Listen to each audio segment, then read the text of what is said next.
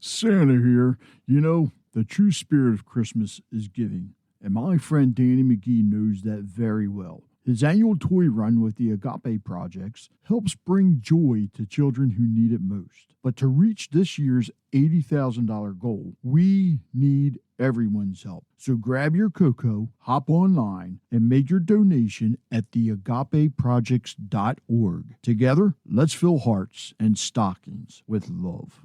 Hey everyone, it's Rich Bennett. Can you believe it? The show is turning 10 this year. I am so grateful for each and every one of you who've tuned in, shared an episode, or even joined the conversation over the years. You're the reason that this podcast has grown into what it is today. Together, we've shared laughs, tears, and moments that truly matter. So I want to thank you for being part of this journey. Let's make the next 10 years even better. Coming to you from the Freedom Federal Credit Union Studios, Harford County Living presents Conversations with Rich Bennett.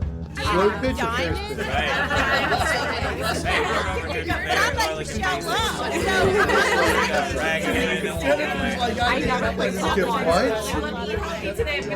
probably the least sexy part of the organizing. It's okay.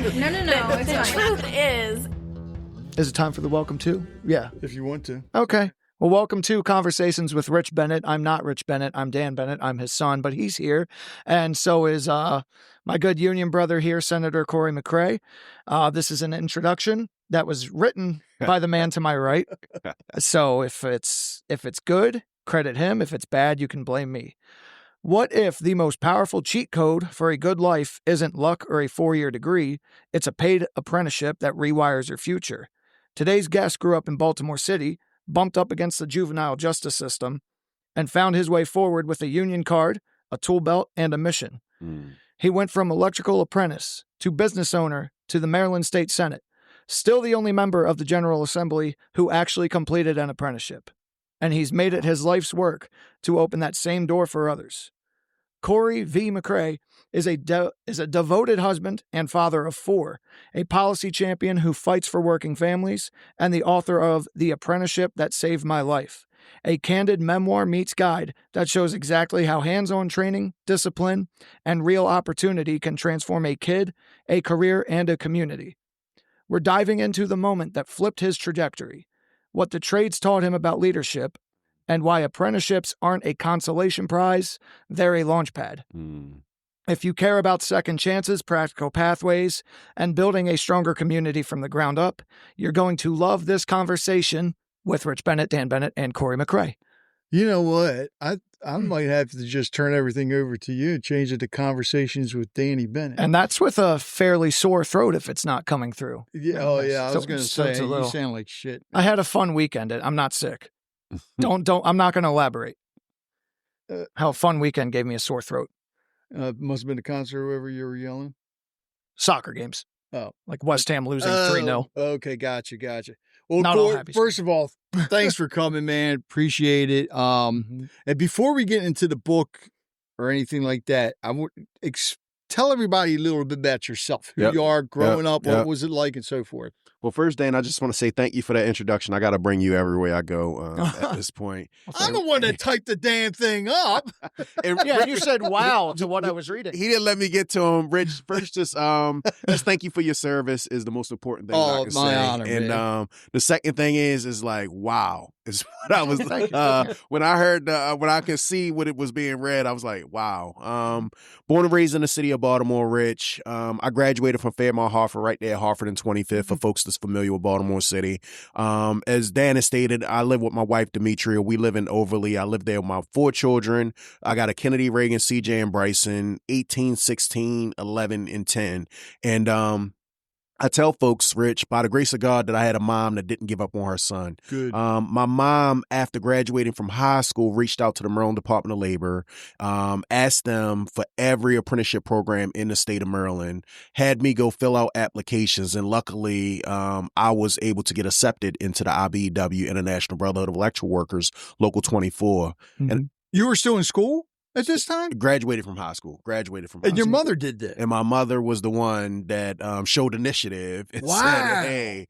But what happens is that experience going through that apprenticeship, Rich, what I would say is it took me from the limited exposure access that I had in the 4 blocks that I was so familiar with and put me around folks that could now be considered as my mentors, taught me what a work ethic is, not just also taught about teamwork, because at the end of the day, you don't work by yourself, but you work around other individuals. Right. And it's so many lessons that I was able to learn. Some of the folks that I was working around, they had corner stores, they had rental property, things of that nature. And Rich, I would be working to my right, working to my left and say, they're no smarter than I am. Why don't I do the same thing? Right. And found myself duplicating the same things that I saw.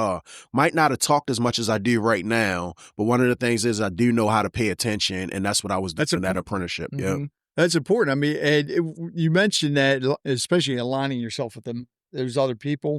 I always think of Henry Ford. You know, because Henry Ford, he's not the one that really created. And who's the other one? Was it Einstein or whatever? But they all aligned themselves with people that, I don't want to say smarter. They didn't have all the answers. Yep. So you align yourself with the people that do. And everybody wants a worker. Everybody wants to be around the work. I always say it's 80. They might got some cousins. They might got some folks that's slackers. But at the end of the day, people want to be around people that are working. All right. So when your mother mentioned the apprenticeship programs, was it electrical that you always wanted to get into, or at the time where you're like, whatever's available? Yeah. So, Rich, when I think of this during that time, I think it was trying to figure out how to do something constructive. I just wasn't familiar, especially like we didn't have a lot of electricians in my neighborhood. This wasn't something that you saw every day. So I just wanted to do something that was constructive and could take me out of the trajectory that I was headed on. The thing that I think about was it wasn't being able to do electrical work. It was the wage scale. It was them laying out very clearly, if you do this, if you show up with a good attitude, if you show up to work every day, here's what you make as a first year apprentice. You continue that same thing that you're doing, you then move to a second year, and here's the rate that you're being paid.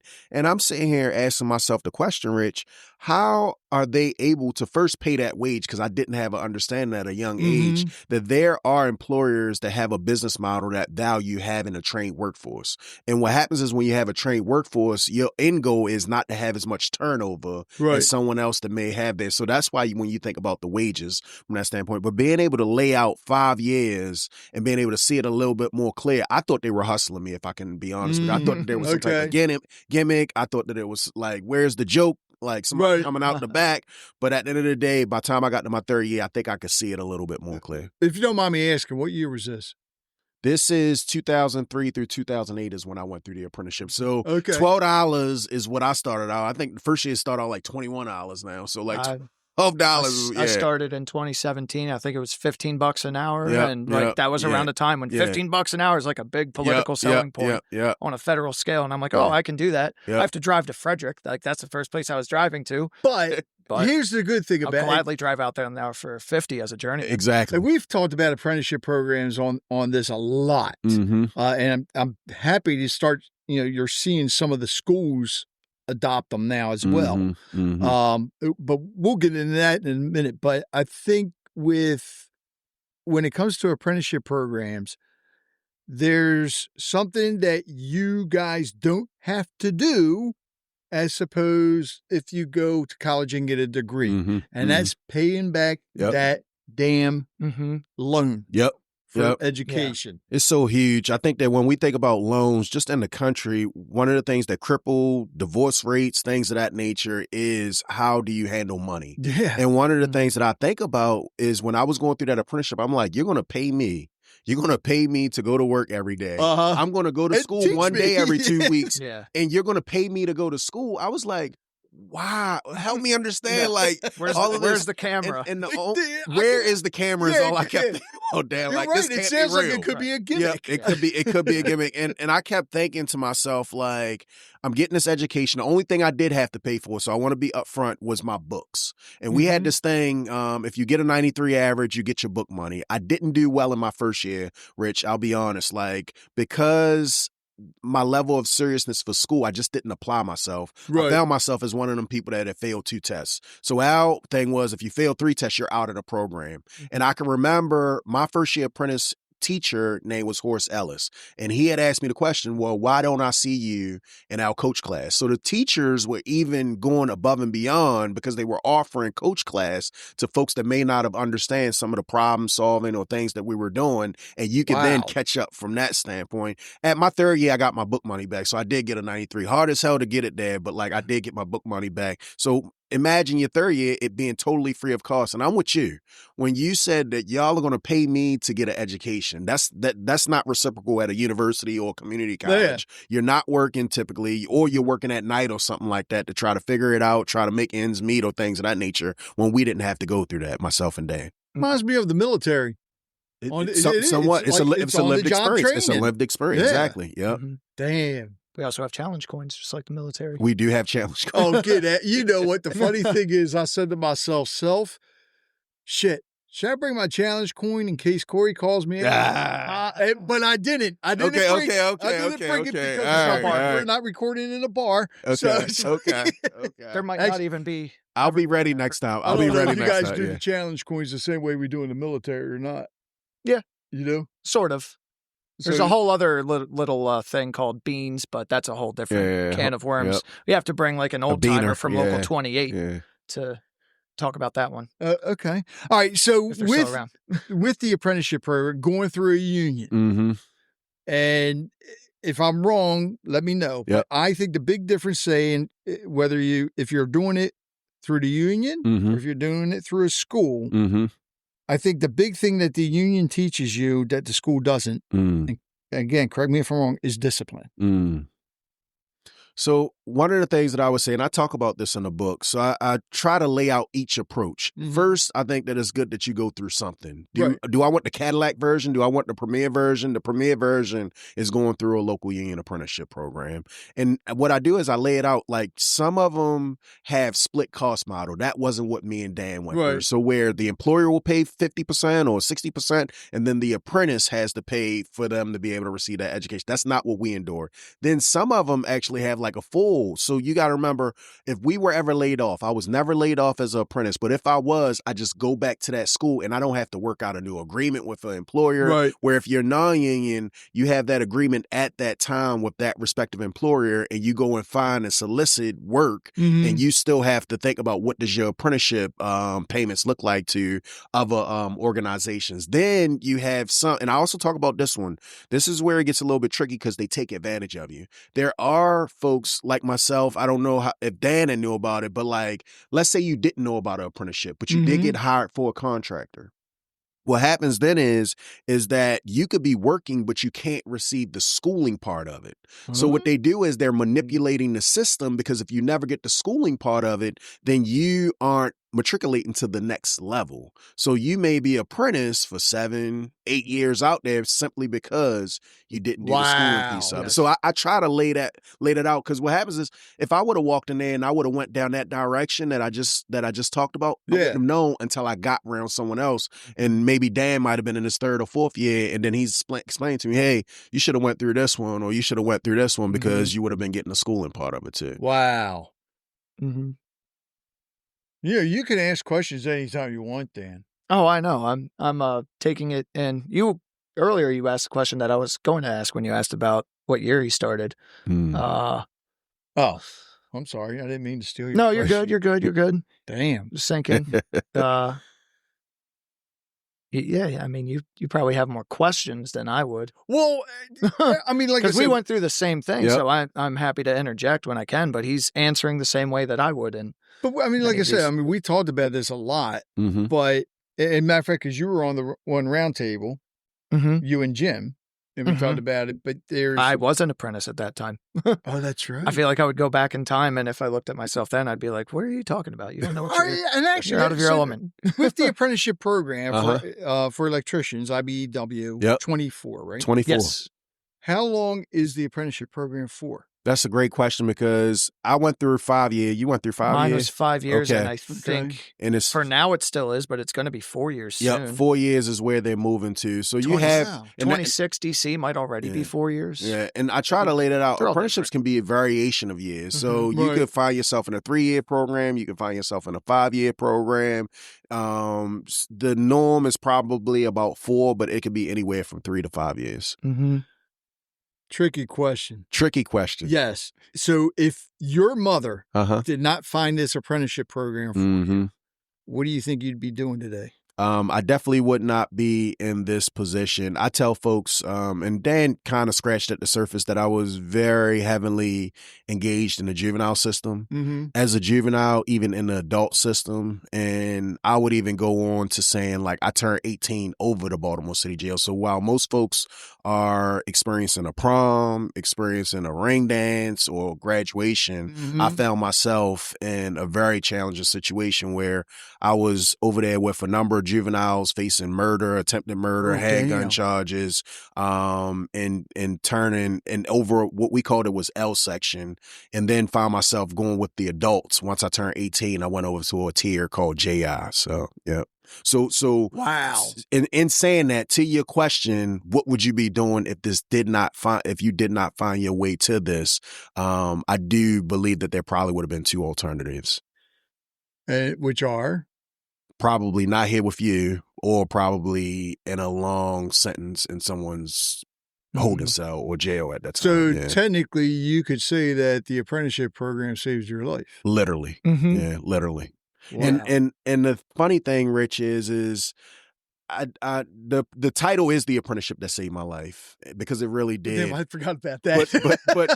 But I tell folks about the book, and I meet so many people that have finished the apprenticeship, and I don't care what generation they come out of. I just talked to a retiree, and he said, Cory, I do not know what I would be doing if I did not find that apprenticeship at that moment. And then they'll go in and tell me their experience, because like some of these folks I've known for a couple decades now, and I've never heard how did you get into the apprenticeship? Who was it that told you about the apprenticeship? Did you accidentally bump into the apprenticeship from that standpoint? But then we'll walk down that lane. So a lot of folks, especially that are in the trades, can find themselves relating because they don't know what would have been on the other end of this if they didn't get into this program. Well, damn, Cory, you know what that sounds like to me? What's that? It sounds like to me you have all the stuff for a second book. Stories. This was hard as hell. Let me be clear. This But was that's 3 years. like a guidebook, right? This is a guidebook, a blueprint, some level of direction. And when I say like the target audience, I love that students are going to read this. But at the end of the day, and that's why I try to make it very easy to flow through.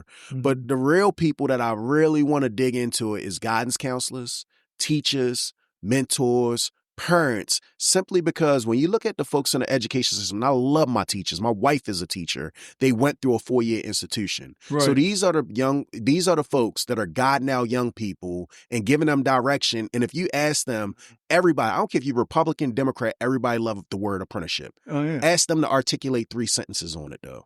And they won't be able to say, where do you find apprenticeships at? Most people wouldn't say the Maryland Department of Labor or Department of Labor. No matter what state you're in, it's the Department of Labor that house these specific programs. Right. Would you be able to say like, hey, what drove Dan to it? That's what question that I would ask you, Dan. Like, I know that it was the wage scale and somebody clearly being able to say, here's what 5 years look like over a period of time if you do what you're supposed to do. I didn't even know, Rich, about like the health benefits. I didn't know about the retirement, because you don't think about that as an 18, 19, 20. You don't care about having health care. You don't care about having a retirement, because I got to get to that part. But now that I got 4 kids, when I got $20 and $30, and like our retirement isn't paid out of the check like most people's are. So most people will have a wage. Let's say your wage is $25 or $30. That health is then taken out of that 25, 30 hours is on top of our wage. Our retirement works like that, and our healthcare works like nice. that. And it is. That's why when Dan said $50, package, like, it's a reality. And that's why I hear you saying, oh, nice, but I'm like, this can't be real. Like, why?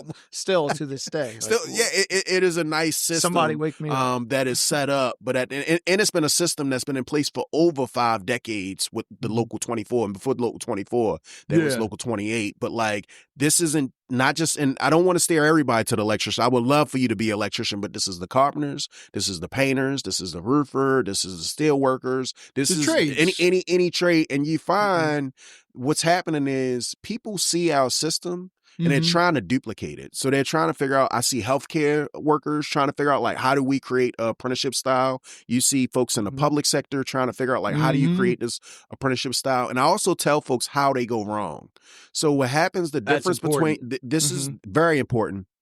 Because what happens is these folks that are trying to model a system that's been here for decades at this point, they don't realize that there's ownership from the employee side and the employer side from that standpoint. So the employers collectively have to be in the game. Right. A lot of them don't want to put 2 feet in the water. What happens is they don't mind government putting 2 feet in the water. They don't mind nonprofits putting 2 feet in the water for them, but they don't put skin in the game. And that's what they have to do collectively, because that's what these employers do. I don't care if you're union or non-union. What happens is the non-union is pulling together, union is pulling together, and they're building a system that then works for everybody.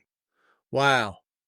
So this book, because when you mention, it's not just for people that are going through an apprenticeship program. It's like you said, mentor. So basically it's for everybody. And I believe that because I believe everybody should have a mentor.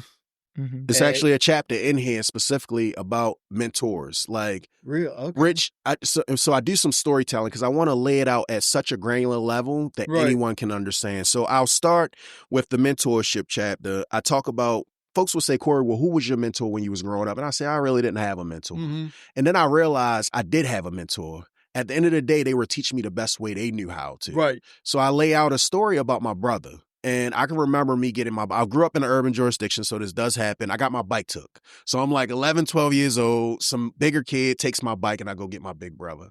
And he then says, you have to fight him. And I'm like, what do you mean I got to fight Dad? Like Dan's bigger than me.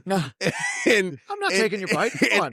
And what happens is he's trying to teach me the lesson. Do not ever let someone willingly take your stuff. And that's how I fight in the General Assembly. Folks will say, Cory, well, why are you so passionate? Because I'm fighting for my people the only way that I know how to. And that's so I lay that story out, but then I also talk about people like Frank Vasso. And what did Frank Vasso teach me? He was a person that I knew through my local union. Ed Sheck, one of my first journeymen that I was able to work with.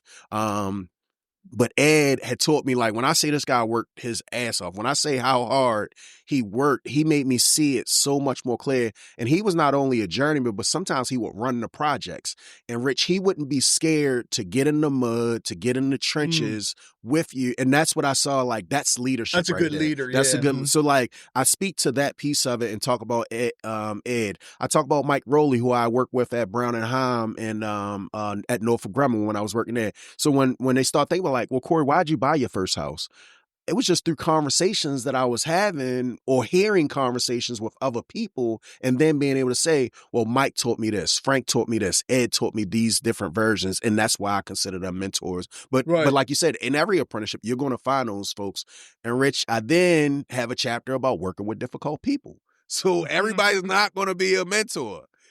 And you're always going to end up working with somebody that's difficult. It's inevitable that you're going to work with. So you have to be able to navigate those waters, especially because I ran into a journeyman, and as a journeyman, they don't have as much to lose as you do as an apprentice. Your job is to get to the journeyman. Like they talked about the teacher when you're going through the teacher. I don't care what the teacher already got their high school diploma. You got to get yours. Yeah. And it's the same thing with that. But I kind of lay out where I fell short and how I now navigate working with difficult people. So with IBEW now, what's your role there now? So I am what they would consider a business agent. I work for the local union itself.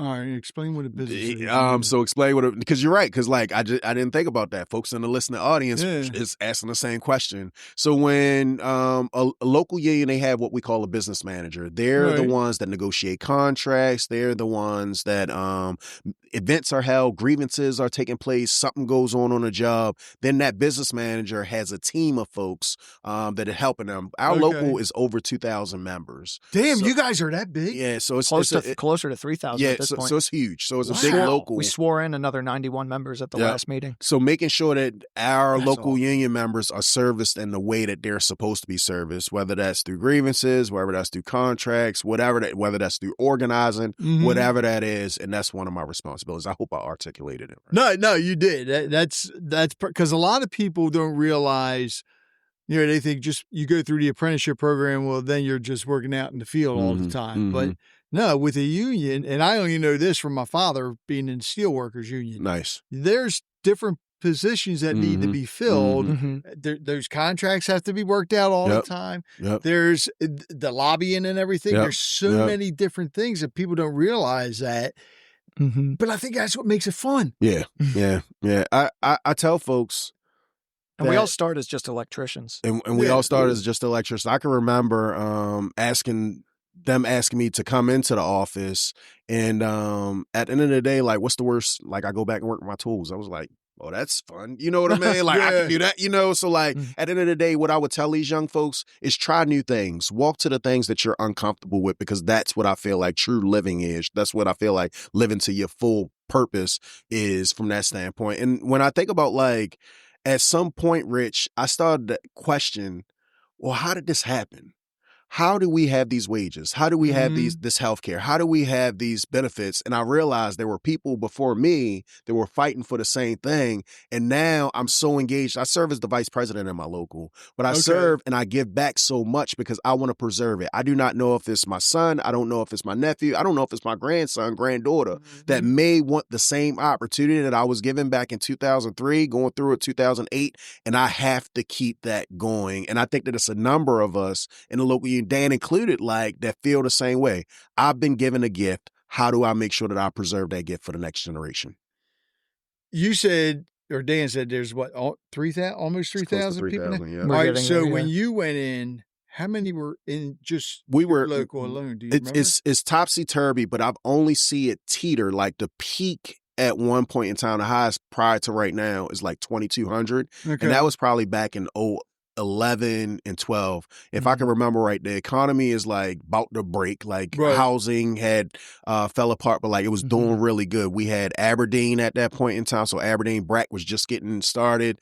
Fort Meade was going. Brandon Shores was going. All these Okay. projects were going. Aberdeen had about 300-400 electricians on it just itself. C4 is what they That was call at it. PG. Yeah. And so like those types of projects was going, and we peaked at 2,200 back then. And right now, this thing is going gangbusters. Like, when I say we got calls that we can't even fill, we don't have enough electricians. We just accepted a class of apprentices. I think it was north of like close to 200. I felt like that just came in this September. So this September, when we do, like that is like a lot of first year apprentices. So like we're moving in uncharted territory at this moment. And the reason why is because not only do we have the regular job sites that's going up, the supermarkets, things of that nature, you find us a lot of data centers that's taking place right now. And this isn't just something that's going to happen for like the next 6 or 9 months. This is probably the next 3 or 5 year trajectory that we have, just as the state of Maryland. And what happens is, I don't even know if we're ready, Dan. Like, we're just not ready as a state. And when I say ready, I'm talking about the pipeline. So the pipeline's not ready.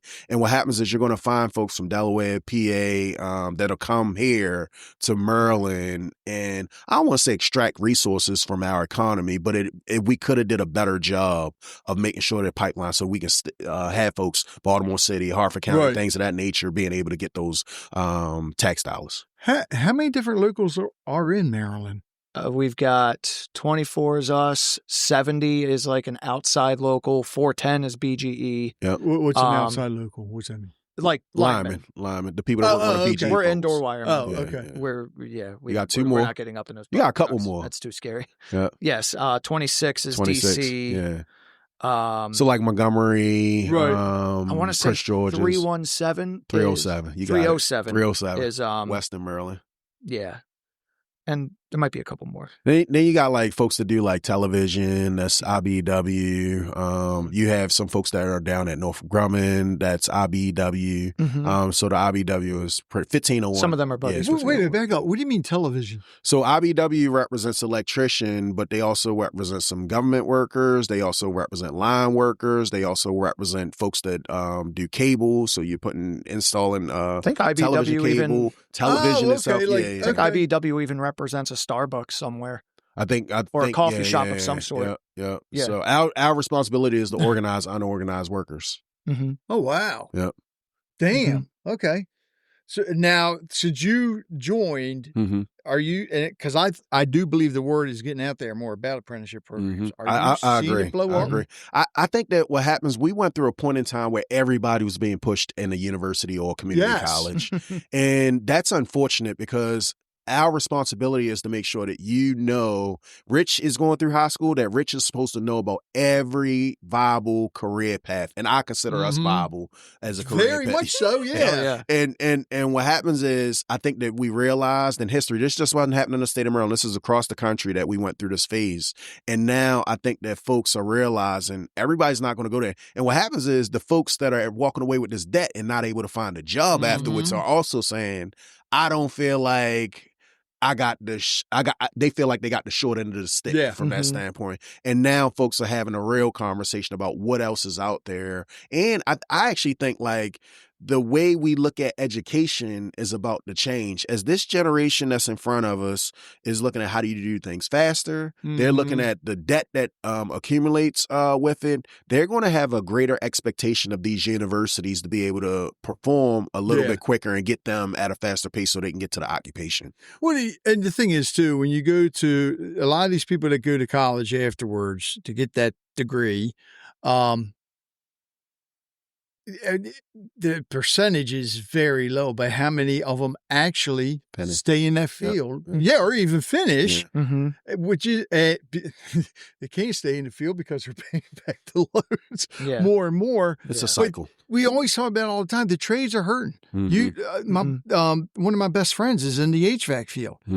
He's always having a hard time finding techs. The same with the construction field. Now, the good thing is with electricians and HVAC and some of those other ones, unlike I mentioned before, my father was in the steelworkers union. Well, we know what happened with the steelworker plant, so that's basically you're always going to need electricity. You know, they're looking at different ways to create. We have to fix those robots. Huh? We have to fix those robots. Taking all our jobs. I don't see her. Yeah, never mind. That's another story. But I mean, whether it be solar, whatever, you still got it's still electricity. You're absolutely right. And I think Dan hit a home run right there when he says like you can't take your job of installing, putting the light fixtures in and shipping to another country. But I also think about like AI. As a lot of folks that are doing their jobs, it's going to look very different. And I ain't going to say 10 years from now, possibly 2 or 3 years from now. But what you'll find is they're still going to need us to put in the receptacles, the lights, building the data centers. The building the data centers. So like these are jobs that just cannot immediately. They may get more efficient. They've gotten efficient over time, but at the end of the day, you cannot come and replace them. People don't need to be afraid of AI. You hear that? People are getting electricians don't. Well, no, people in general. You hear about a lot of people think it's new, and AI's been around since the 40s. It has. But they're like, oh no, AI's taking it. As a kid, we heard it all the time. Oh, robots are going to take over. The Jetsons. Yes. It's like, no. I better watch what I say here. It's not as drastic as people might make it out. No, you have to embrace it and use it to your advantage. You're hitting it right. You're saying it the right way. You cannot be afraid of it. It's coming no matter what. It's like somebody telling me that cell phones. Like I remember cell phones is like I'm not getting a cell phone. I don't want to do this. And I was like, dude, the payphone is not going to be here forever. Like it's just inevitable that you have to figure out how to move with that respective time. Yeah. Well, I gotta laugh at. I was talking to somebody the other day, and they were mentioning.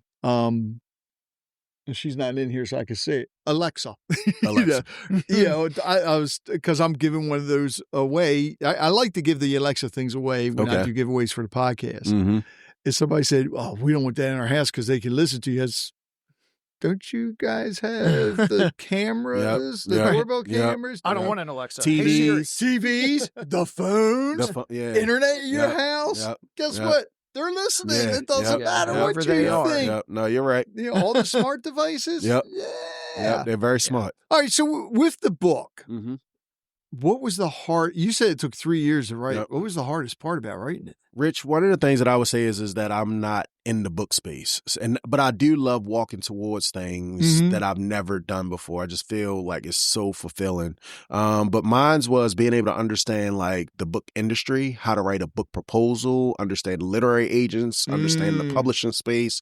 And then I didn't realize there were so many editors. I didn't know that there was a structural editor, a line editor, a copy editor. Like I just thought that there were one person that kind of helped you navigate that space. Site. Yeah, it's its own job. And site. don't let AI edit it. Yep. And what happens then is being able to, at a granular level, understand the process. I feel really, really good. And I have so many friends that like will walk up to me and say, "Man, I know somebody that wrote a book." You know, like that's a big thing. Everybody's writing books today. And I'm just like, it's such a cool experience. But mine was just understanding is what took so long throughout the process. And I actually thought it was therapeutic. Oh, it is. Yeah. Every author I've had on, they talk about how it's it's good therapy. Mm-hmm. What's one of the first things they tell you to do in therapy? Right. Journal. Yep. Yeah, so technically it's the same thing. Yep. Now, are you self-published or you went through a publisher? So the publisher is Morgan James. So Morgan James. Get out of here. And this is your first book? Yeah, this is the first book. Yeah. How in the hell did you get Morgan James to pick you up? You're listening to Conversations with Rich Bennett. We'll be right back.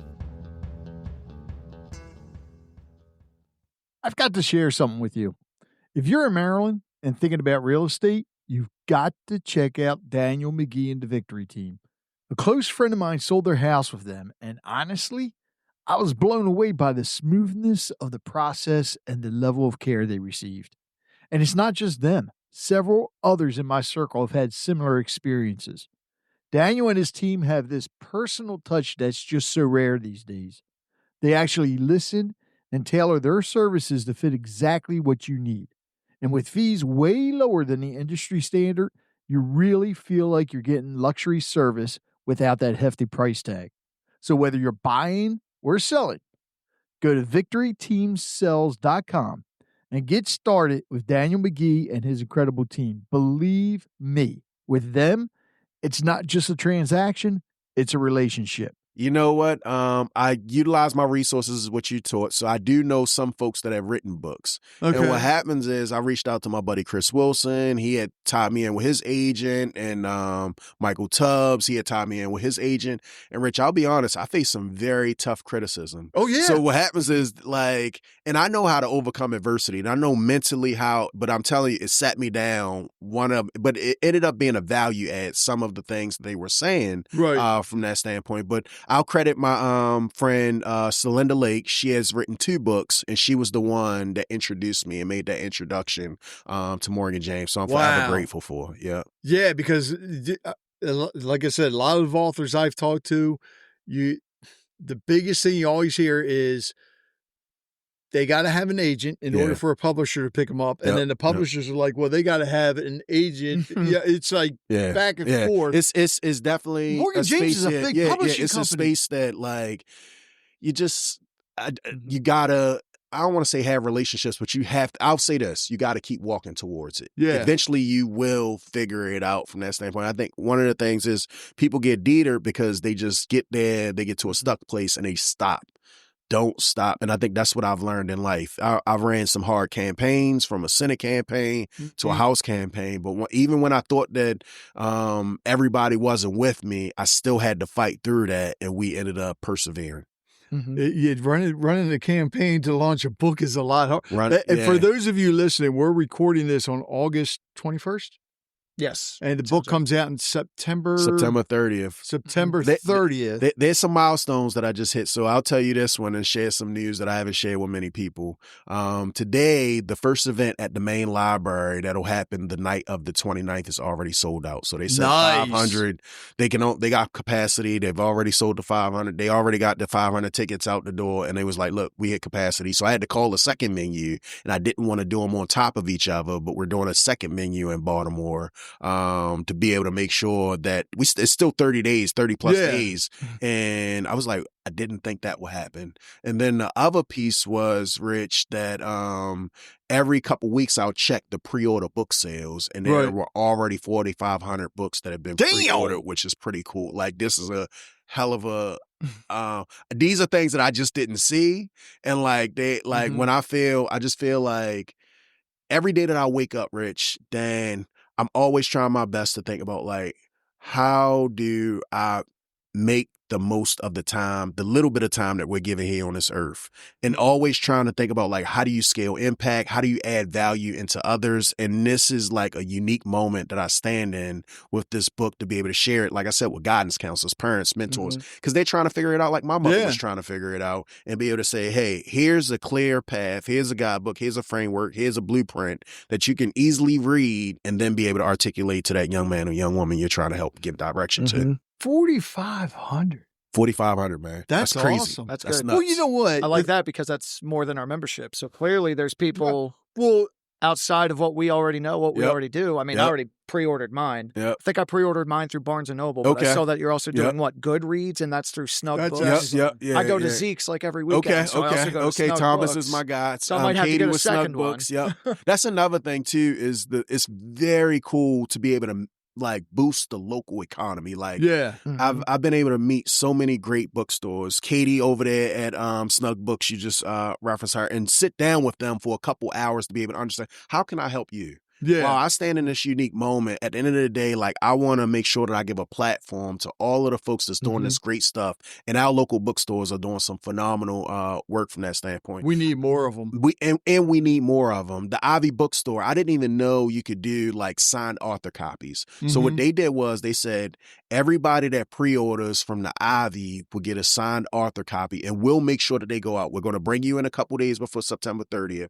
You sign all these books, so I'll be there. The head will be tired. But I was like, that's pretty cool. And I'm elevating and lifting up these local spaces, these local stores, which is pretty cool.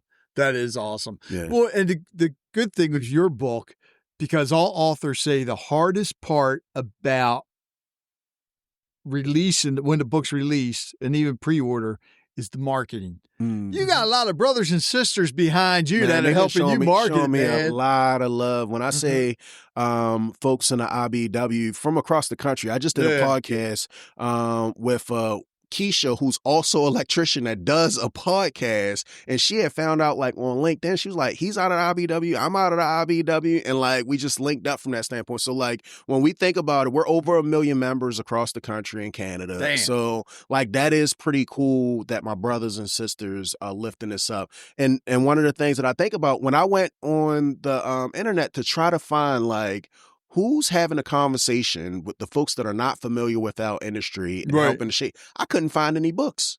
I could not find any books that spoke to apprenticeships in a layman terms way to give direction. And that's why I took action. Wow. There are a lot of brothers and sisters that we have, or even like non-union guys for that matter, and girls, and otherwise, could easily write their own memoirs. Not even to give you a guidebook on the apprenticeship, but just the stories that they have alone. Well, that's what I said. Could really get people to be like, I think that's a career that I want. That's why he's got a second book, which I think would be easier to write than this, because you already got the story. This one's the apprenticeship that saved my life, and then it transitions to the journeymanship that ruined me, sent me to therapy. Oh, God. I can always tell who the apprentices are because they're smiling. Like at work, they're smiling. You don't smile anymore? At work? Yeah. I do. I still smile all the time when I'm at especially work. on Wednesday. That's when I smile the widest. What's happening on Wednesday? That I was know, payday. but I was going to say, I know, What but is it? payday. Oh, That's one good selling point. Get paid every week. That was another thing. Most people get paid every couple. I was like, Yeah. so you pay every week. Okay. Seeing if you want to own your own business, there's times you may not get paid at all. That is true Yeah. too. That is I true know too. that. Yeah. That is true Paycheck to paycheck when it's bi-weekly sucks way harder than weekly Oh, or yeah. monthly or quarterly or whatever. Now, is this going to be in audio form as well? So that is the cool thing, Rich. Nah, First, come on. I've never listened to an audiobook. So like speaking, I'm a big reader. I'm an avid reader Right. because I love to mark up my books to kind of understand what resonated with me at that moment. So being able to do the audiobook, and I still got to work my way through the edit. So I'm going in August 27th, going in there to work my way through the edit. So it will be an audible version. It was pretty crazy, like listening to it and reading it. So you are doing the audio. We are doing the audiobook. Yeah. It's your voice. It is my voice. Good. Yeah. Yeah. Good. Yeah. Yeah. All right. So with the trade, when you first got into it, Mm-hmm. what was your first favorite tool? I've never been asked this question. Yeah. I don't know if it's the strippers. Wait a minute, what? Ha, Oh, tool. Okay. The pliers. I like a flathead over the Phillips. Really? Oh, as a beater for sure. Yeah, because you can use it so many ways. I'll definitely say the flathead screwdriver. Yeah. And what about now? I Because your roles changed. Yeah, but in my trunk, I got some pliers. I got a tool pouch. I always keep a tool pouch in my trunk just in case I got to throw them on. But the Every it's now and certain then. ones that you can just get away with as long as I got my screwdriver, I got my pliers, I got the strippers. Like I could do some. You don't even damage. need a hammer. Yeah, you don't need a hammer at that point. Yeah, I could do a lot of damage with just those three. See, now I was surprised Mm-hmm. because I thought you would say your favorite tool now Mm-hmm. is your voice. Mm. There was a trick question. It was a trick question. Trick question. Well, no, not really, because I mean you're still breaking the tools out, right? Yeah. The thing that I think about with the voice, I love helping people. Mm-hmm. Rich, unfortunately, when I was coming up, the reason why I got into the apprenticeship was the money.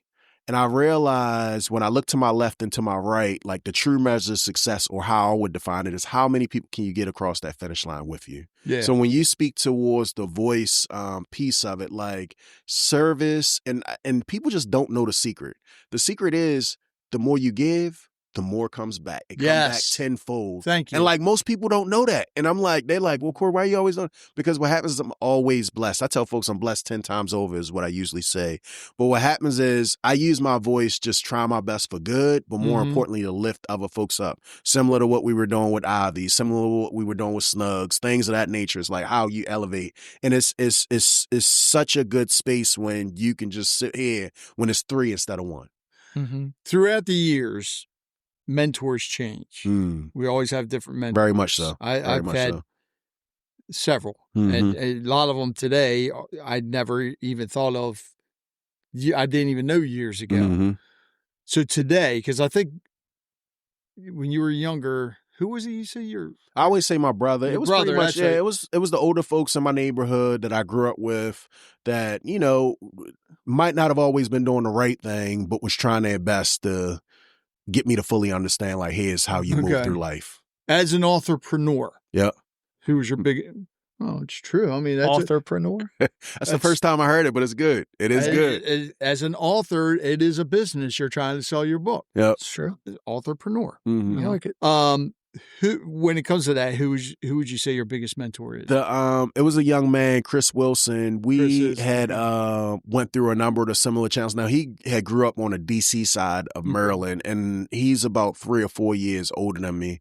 So when we talked about some of the juvenile facilities in the state of Maryland, he had went through that same experience. Oh wow! So as I read his book, I was like, man, I was there.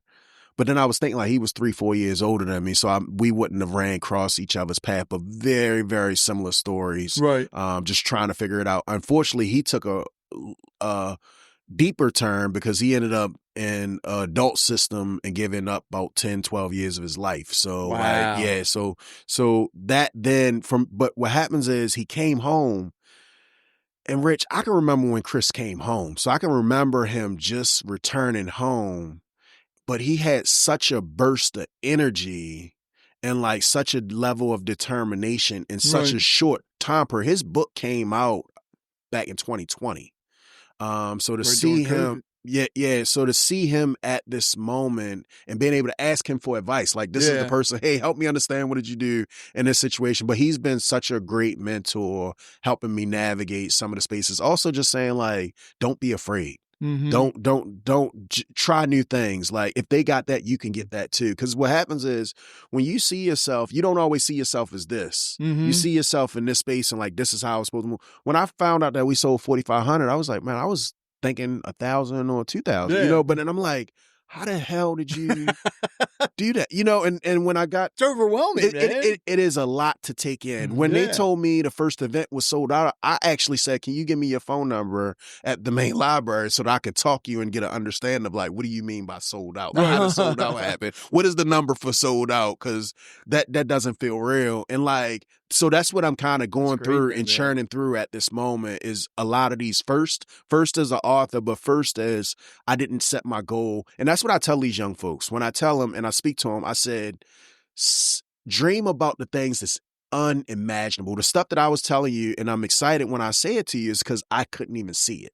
And that's how that's really what I feel like is fully living. And I think that all this is happening is because I just keep giving, keep extending, keep figuring out from that standpoint and just being blessed. Speaking of giving and speaking, do you go and talk to the kids at the Department of Juvenile Services or even the prisons? And will your books be there? Yep. So I do stay in at least one of my schools once a week. So multiple times. So if you look, Rich, I'm at every graduation as the graduation speaker, things of that nature, because I know what's at stake. Right. I know that if I believe in a Cory McCray at 16, 15, even if he's doing something wrong, that there's still potential in that person. I just need to get them to understand their full potential. So I'm always around them. And I'll tell you this, and this is just me being vulnerable and open. I do not find myself in the juvenile spaces in the detention centers as much as I should because it brings back bad memories. I have talked with I have talked with Carolyn Scruggs, who's our Secretary of Public Safety. I have talked to Betsy. I'm drawing a blank on Betsy, who's the head of DJS, and I can find myself like I know I have to get there, but that's one of the moments where I have to figure out my level of courage one step at a time. Yeah, because I've endured so much during those moments that, and I did it once. And what happens is you have to turn in so much information to be able to go through it. You I almost felt like I was incarcerated again, just going through the process of going to speak to folks, you know, shutting the gate, and it just, I was like, it was such an experience. I was like, man, this is, I want to be so far away from this because it just brings back a challenging moment during my life that I haven't found myself going as much. And I know I need to. I do know that I need to do it because there's people inside the walls that need to be able to hear. And you asked the question, is the book. So we've already worked with a vendor. What happens is there are systems, electronic systems where they have tablets, things of that nature, where it will be accessible as a vehicle for folks that are incarcerated. Yeah. Good. And I just look forward to working with the two secretaries to figure that puzzle out. But I also have to man up and kind of get the courage to be able to do that. And I haven't been in probably, I want to say 5 or 6 years ago. I tried it, did it. And just, I think either University of Baltimore or Towson had a program, and I went to speak to folks that were trying to get a degree while they were incarcerated. Did it that once, and it just was challenging for me. Yeah, and I don't know if you're speaking at these places yet or not, or even if the books are going to be there, but just talking to so many of them, I know it would be a big help. The recovery centers or treatment center. I visit our treatment centers because we got a number of them just in the Baltimore region. Right. But I do frequent the treatment centers because I actually think that that's a population that's trying their best to figure it out. Yeah. And a lot of the things that I've learned, because you got to remember, I had to reprogram myself of like a lot of the stuff that was learned habits. I had to then just to be able to sustain, just to be able to have the disciplines from that standpoint, and then sharing with them, how do you navigate? Rich, I'm here because I want to be here. But I also find myself where I don't put myself in situations or spend time around folks that aren't going to add some level of value. Right. Or so like those are things that you have to learn. Nobody's like teaching you this if everybody in your circle is moving in that one direction, but you have to learn those disciplines. So people in recovery, I frequent those spaces because I'm trying my best to share with them the knowledge capture that I've learned over the last couple of decades. And the thing is, and we've talked about this several times, there are several businesses now, and even the unions that are, it's people that are in recovery when they join them, it's saving their lives. Yep. You know, and we mentioned this not too long ago, but because addiction doesn't have a face. You look at how many CEOs, business owners, and actors or whatever are in addiction. So you can't put a face on it, but they do need help. And I think this, because there are a lot of people, they don't know what their true calling is. And I've always said I miss mine because I always wanted to be a chef. I wanted to go to culinary school. So bad. I'm glad I didn't because, then when I found out that chef's like one of the highest stress jobs out there. Wow, when it comes to mental anxiety. It's ridiculous. It's like, no, never mind. So it's like, no, I'll stick with what I'm doing. Rich, if I can go back to one point, I just want to unpack something, and it's more for the listener audience. I know you got it, but just for the listener audience, when I talk about disciplines, when I talk about like habits, so like I remember going through the apprenticeship. So I'm a working man at this point in time. But what happens is if you're not doing something constructive with that time, I can remember going back to the same blocks that I was familiar with after I got off of work. Right. What happens is I would still get like a loitering charge or a shooting dice charge. And I had to remove myself in totality away from that situation. So when I talk about disciplines or things of that structures, that's what I'm trying to share. And I don't know if I articulated that the way I was supposed to from that standpoint, but I wanted to lay it out. You could be doing everything right, but you can be doing everything right and put yourself in bad situations. In that bad environment. And find yourself that now jeopardizing everything else good that you have going on in life. Well, how long did it take you to get out of that bad environment? I want to say probably around my third or fourth year. I just got it. Like I have to, program. I had to do it. Which is when you said that's when the coaching started, right? Yeah. So like that light bulb went off in your head. Some of these things you're not going to immediately get. Right. But over periods of times, when you're that young, you just don't be able to, you can't see the board as clear. But like, then you start to understand, like, I have to do this. And what happens is people are now counting on you. When you have family members counting on you, I had my first child after the apprenticeship, but like my first child helped grow me up very quickly because now I knew I had a different type of responsibility. It wasn't just me that I had to think about. All right. So growing up, because you saw a lot of your friends and some that probably weren't friends go through the same stuff that you did. Do you know if any of them have actually gone through the apprenticeship program after you? No, I actually, the introduction lays out how one of my friends called me. My brother told him to give me a call. Hey, Cory's doing this. And I just graduated the apprenticeship. I get this phone call from one of my homeboys that had just came home. And he's telling me, and I tell folks, there's this small window. There's a very small window. When a person's trying to change their life, they don't have 3-4 months, eternity. It's like there's right a away. window when someone's asking for help and you can either offer to help or you cannot help, but like that window then closes. Yeah. So I get this call from a friend and he's asked me, hey, your brother told me you went through this apprenticeship program. And I didn't see myself as a mentor when I first graduated. So keep in mind, I tell you, I was very quiet. I paid attention. I just didn't do a lot of talking. And he calls and I say, hey, here's the address. Here's where you can fill out an application. He'd do that. He wasn't immediately accepted in. He didn't have a high school diploma. What he did was he went through the CW program. So the CW program, you don't have to have the high school diploma. It's like a helper. So we call it construction worker, but it's like almost like an apprentice helper. Okay. So he went through what we call the CW program, and he got his GED. You need a GED or high school diploma to get into the apprenticeship. He gets into the apprenticeship. He actually fails out. So he fails out. He's still working. I think it was Gil Simpson at the time. So he's working with Gil Simpson. Folks are saying phenomenal worker. And I tell folks, I was like, look, if you know how to figure out how to navigate the drug world, duck, law enforcement, all that, like, I'm pretty sure that you could do 8 hours on a job site. And from there, and those are the ones that sometimes make your best entrepreneurs. Yeah. So what then happens is he fails out the program, and then I get to see him. He re-enters into it, so he gets back in. The folks wrote letters for him to be able to get it. But I clearly say where I fell short at. I said, if I was ready, I could have been a better mentor, and that's what I'm trying my best to do at this moment for people like him that's making that call, taking that first step. And I would have just held his hand a little bit tighter versus dropping him off and say, do this. Right. From that standpoint, I would have did a little bit more engaging, and that's my attempt right now.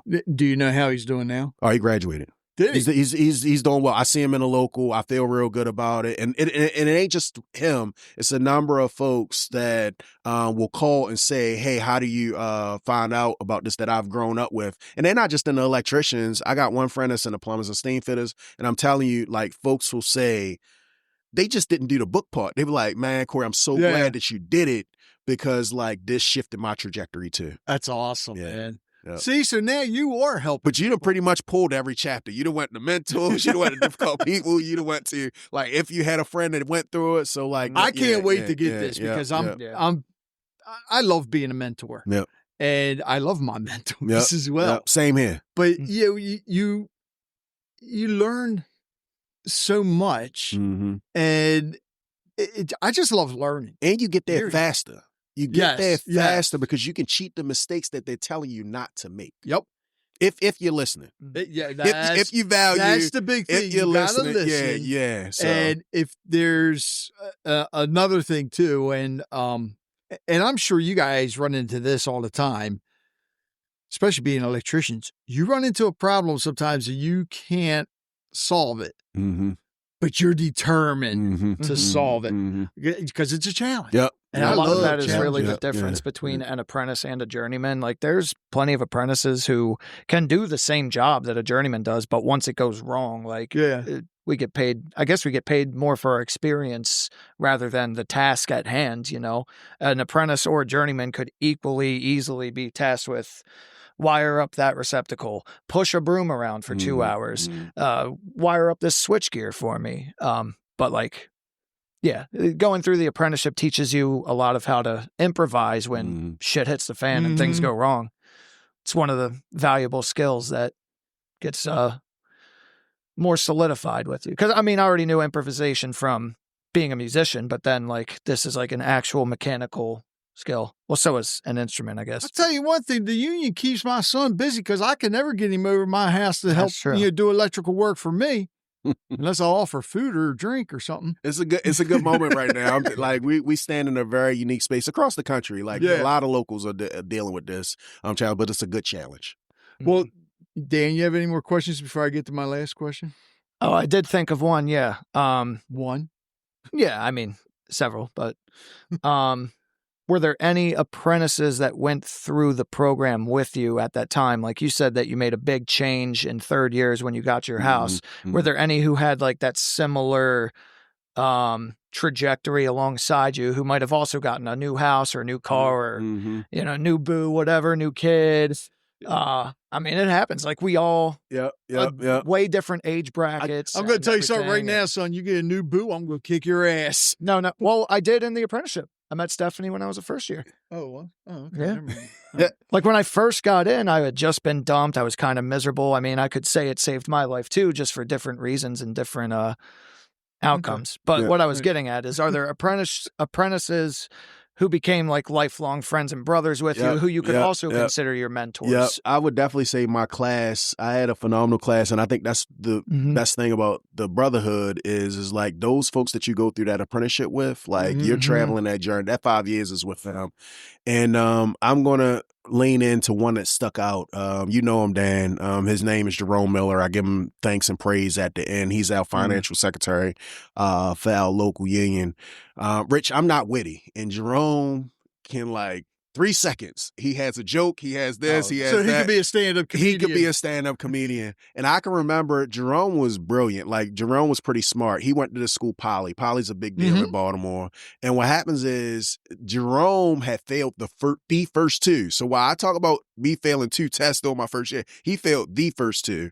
And I laugh at him because I knew he had already what it takes. Right. He could have easily passed it. So when I look at it, like us maybe not taking it as serious, but like him traveling in it. When you talk about the house, I can remember buying my first house as an apprentice because I saved my money. Like, as a first year apprentice, I saved my money. I couldn't believe that I had gotten this wage, the $12, it went to $15.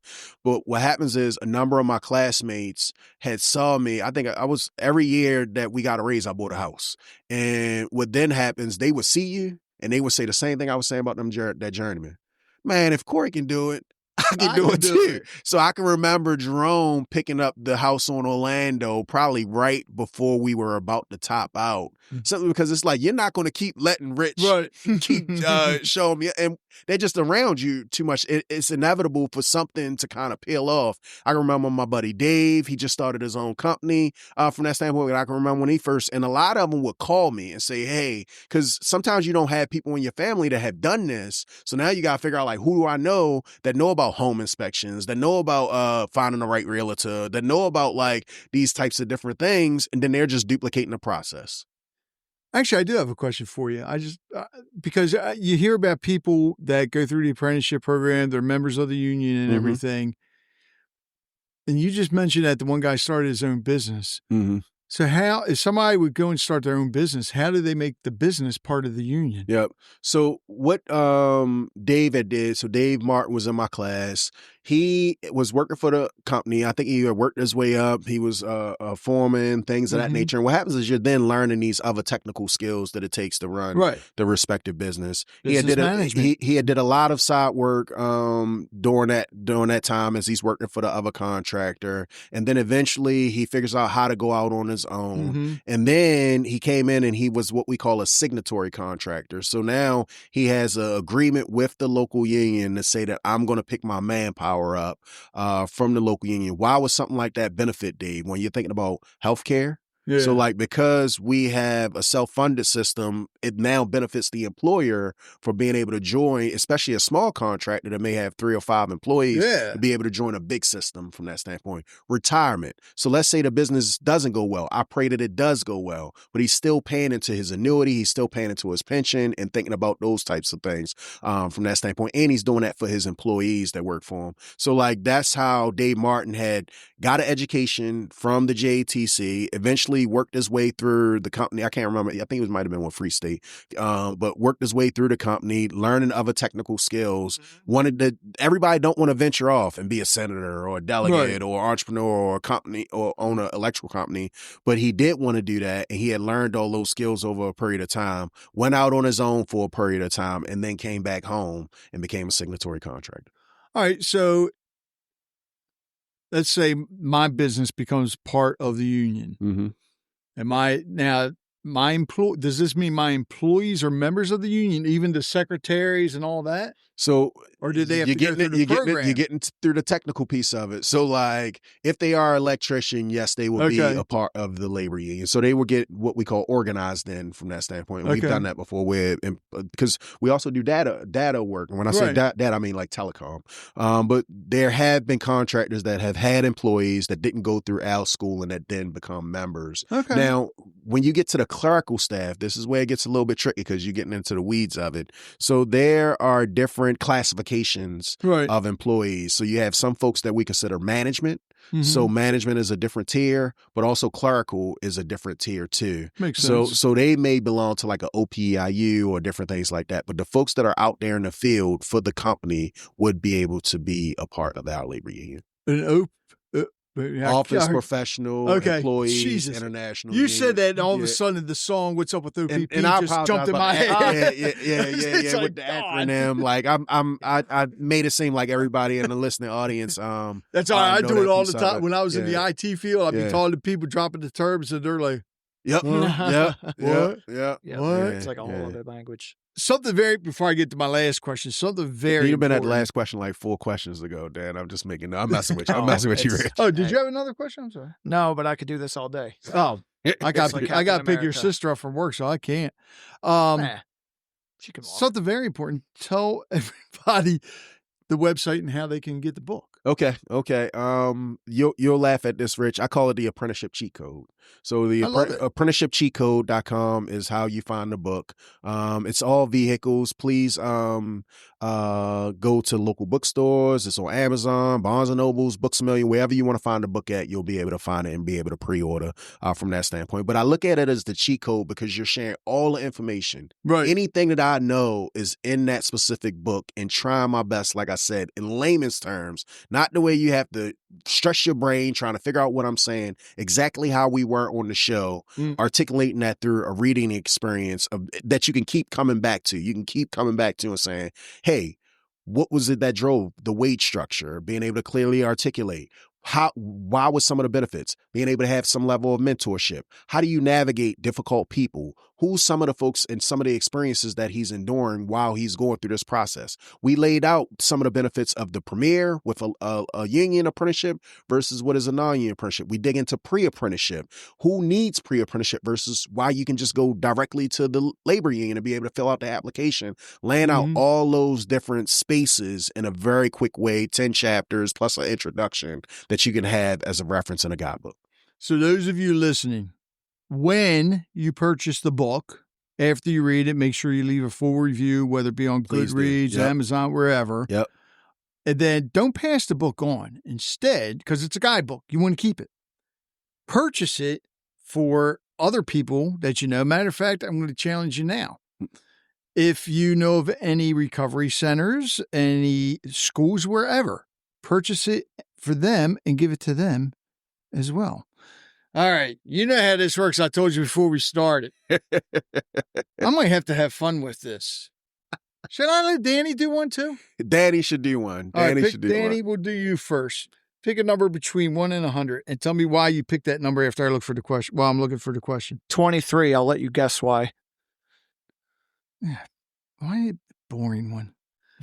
All right. Boring. Sorry that the day I was born. I know. I mean Michael the, Jordan. I meant the question. for goodness the sake. question. And MJ. Willis McGahee. It's a scary question to ask you. What's a part of yourself that you're still exploring or trying to understand? Wait, are you asking me? Yes. Oh, Lord, puberty. No, a part of myself that I'm exploring or trying to understand. Yeah. I mean, constantly my mind. I don't know. I don't think any of us will ever understand our minds. Yeah. You're I mean, you should always be exploring. Yeah, the it. more you learn, the more you unlock. So I Yeah. guess that in general. Okay. I guess that is a boring one, isn't it? No. I'm always afraid of your. All right. So for a while, I would always ask in the group. I would ask If I went in listeners depth to with submit that, would be another questions, 15 minutes. and some of the questions that he submitted were just like scary, Oh. very scary. Did you read them out loud? Yeah. Yeah. And the funny, some of my guests are like, oh, yeah, I can answer that. And some of them were like, what the hell's he talking about? All right. So, Corey, pick a number between 1 and 100. I'm going to go one more in front of Dan since we have been talking about 24 for a couple times now. That makes All sense, right. doesn't it? Yeah, that does All make right. sense. Now, okay. Now I should have stayed on that page. But that is pretty cool. A question for And each from one. Jordan to Kobe.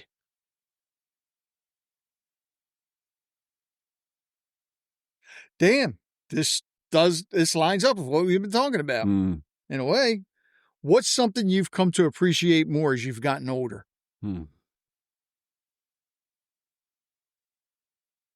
Family. That's, you know what? I'm glad you said that because a lot of people don't. Mm-hmm. A lot of people do not appreciate their family. I'm so blessed. I'm so blessed. And Rich, I'll leave you with this. I think about my 4 kids and so much that I've been able to absorb and learn over a period of time that I didn't understand. And I speak to this in the book about Frank Vaso and how much he appreciated family. But went and researched because I'd only known I knew my grandmother, but if you any extension past that. And what happens is we did a genealogy report and was able to come back all the way to like the 1800s. And we had pictures of 6 generation of women in my family, which was pretty cool. And being able to commission a painting where all of them are put in one photo so that every day that my daughters wake up, they can be clear about something that I did not know, but who their grandmother was, their great-grandmother, their great-great-grandmother was. And like, that is one of the dopest experiences. But I feel like as a man, my responsibility is immediately to my family. Yeah. Then I have a responsibility to extend out to my community and try your best to do, and everybody that's impacting your family and trying to make, and I just think about this in the context, just like, how do you raise good human beings that are going to contribute to this space and make other people better and make themselves better? So I'm going to go back, and that one word is family. Perfect way to end. Cory, I want to thank you so much. It's been an honor. And Dan, you did good. Yeah, he Thank did. you. Yeah, he did. No, just thank you both for this opportunity. Like, I really had a good time. I just appreciate the brotherhood. Oh, yeah. Just what you do for the local union. Well, more importantly, Rich, like, this was a beautiful experience. It was pretty cool. Well, it was really only, a 2-year gap between when I joined and when you got elected to the House first? Yeah, the House. Yep, the House so of Delegates. Yeah. We never met each other in the field, and so it's really only been select occasions where we get to interact with each other. I think there has been a bar once or twice. But yeah, I mean, this has been probably the longest we've sat down and talked, and I'm just enjoyed every minute here in of awe for every minute. Most of it. So what I'm hearing is that you're going to be bringing Cory when we start him up again to a bourbon night. It could. Yeah, it could happen. Thank you for listening to Conversations with Rich Bennett. I hope you enjoyed today's episode and learned something from it as I did. If you'd like to hear more conversations like this, be sure to subscribe to the podcast so you never miss an episode. And if you have a moment, I'd love it if you could leave a review. It helps us reach more listeners and share more incredible stories. Don't forget to connect with us on social media or visit our website at conversationswithrichbennett.com for updates, giveaways, and more. Until next time, take care, be kind, and keep the conversations going. You know, it takes a lot to put a podcast together, and my sponsors help out a lot, but I also have some supporters that actually help me when it comes to the editing software, the hosting, and so forth. There's a lot that goes into putting this together.